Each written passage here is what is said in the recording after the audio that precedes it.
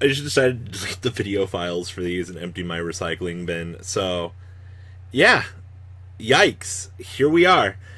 I love redoing this. So, what are we doing today? Well, it's OCG Thursday. First thing we're going to be looking at is just OCG things, as the deck name really shows.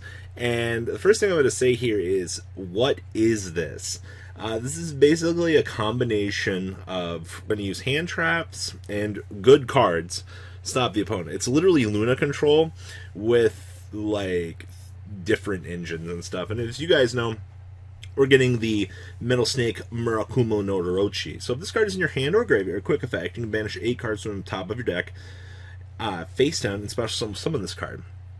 Then, you can banish 3 cards from your extra deck face down, and then target 1 monster on the field, destroy it.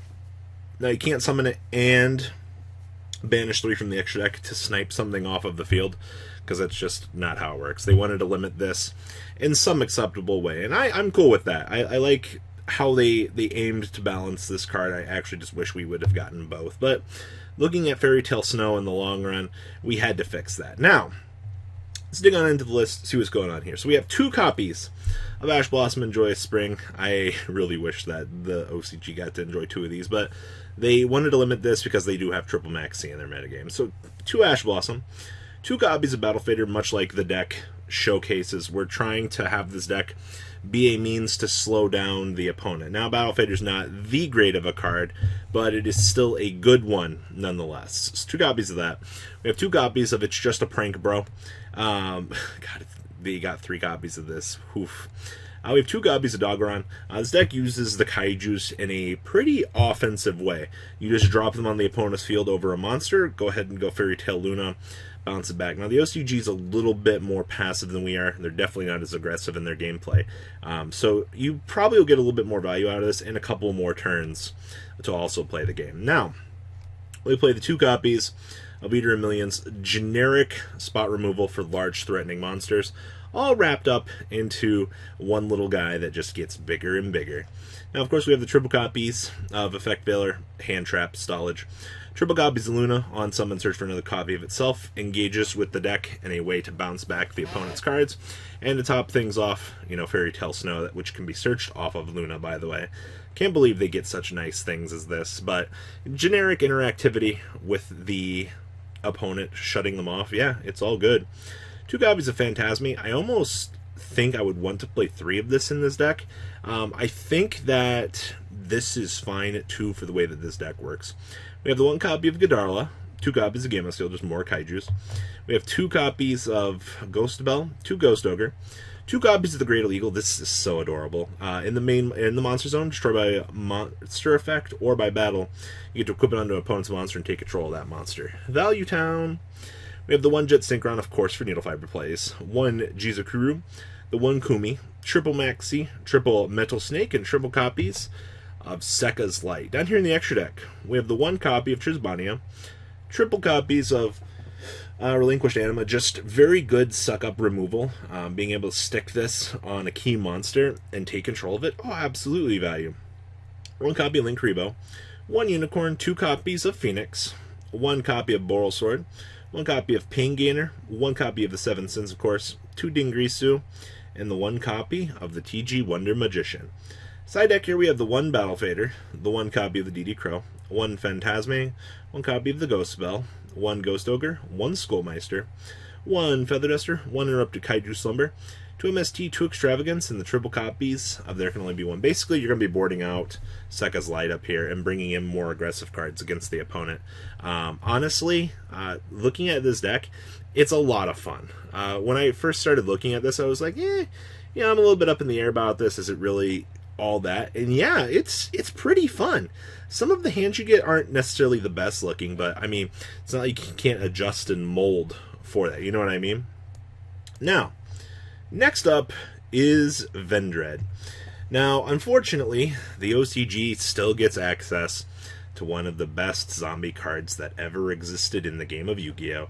or generic ritual cards, I will add, in the form of the Jinn, the releaser of the rituals. Being able to use this with your ritual monster and stop your opponent from being able to special summon, absolutely.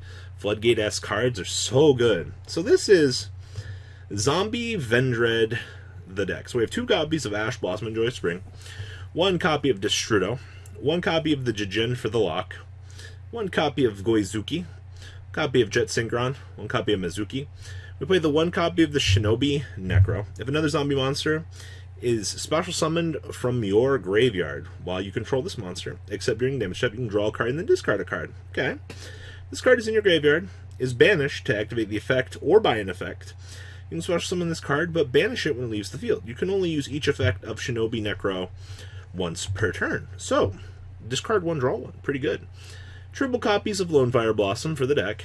We have 1 copy of Spirit Master, 1 copy of the Ancient Cloak, 1 copy of Silent Boots, triple copies of Unizombie, 1 Vendread Core, 2 copies of the Horde Hound, of course, triple copies of Slayer, and the 2 copies of the Battle Lord. Battle Lord is value, actually. This card is so good.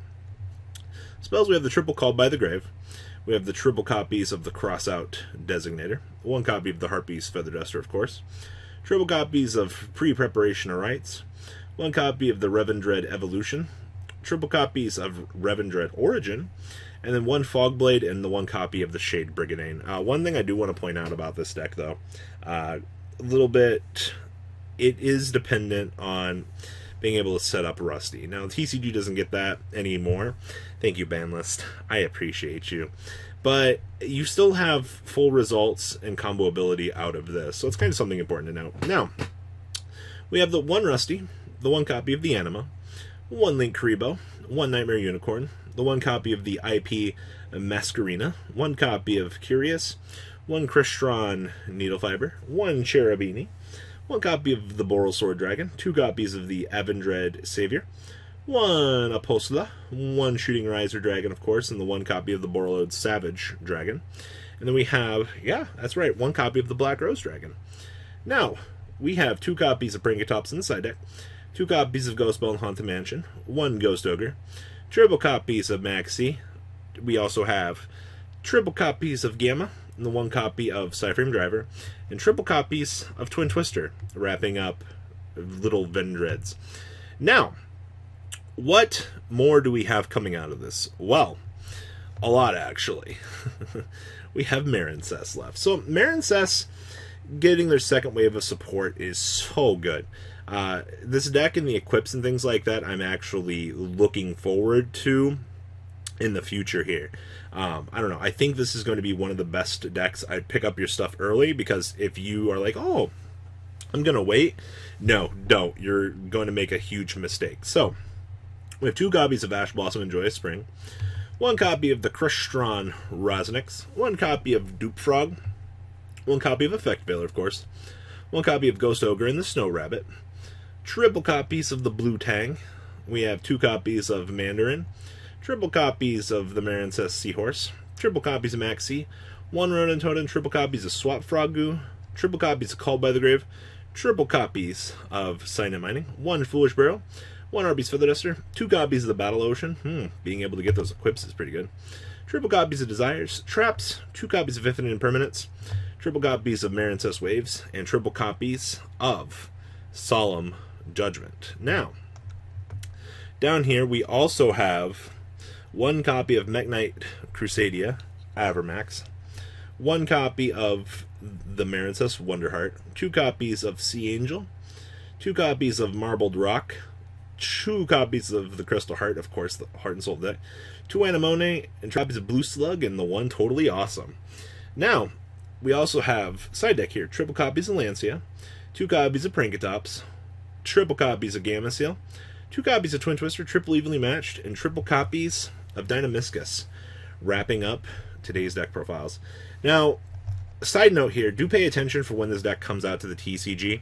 We've got a lot of crazy things coming here, and granted, it's not a good or a bad thing for what's to come, but I will say, in the long run, guys, these cards are going to be expensive because there's nothing really else good in the set coming out. So do pay attention for that. We'll see what's to come, and, well, I mean, what more is there really to say? Guys, Market Watch will be tomorrow, and we'll have some good, interesting content over the weekend. I got a lot of things ready to go, and I'm really looking forward to seeing where those go.